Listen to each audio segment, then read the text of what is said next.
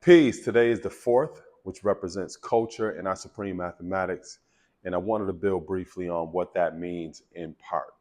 As a 5%, one of the common phrases that we use is culture is one's way of life. And we pride ourselves on making things simple so that a child can actually understand. And I think it's also important to keep in mind that in making things simple, sometimes oversimplification can lead to a lack of a comprehensive understanding or perspective of what something is. So, for example, if I were to say culture is one's way of life, what does that ultimately mean? When you think about culture, we're really talking about the sum total of all of our people activities. In other words, it's everything that we are and everything that we actually do. So it's all encompassing. It has many different elements to it. Your culture is your diet, it's your style of dress, it's how you define your relationships with others as well as your relationship to the environment. It's also your perspective on child rearing or what type of professions that you see as important or unimportant. It's also your perspective on government, religion, all of these other different elements, and even more. So it's important to keep that in mind, that it's all encompassing and that an oversimplification of things can oftentimes lead to an inability to have a comprehensive understanding or perspective of what it actually is. Culture, or the 4th letter in our supreme alphabet, is D, which represents divine or destroy.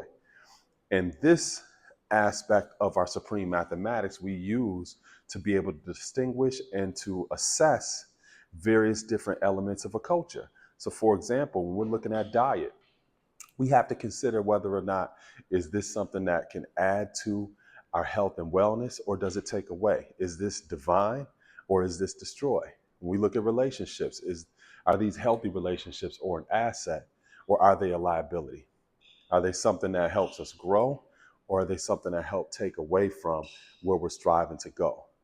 All of that's important to keep in mind. And it's also important to understand that culture is a constant process of growth and development.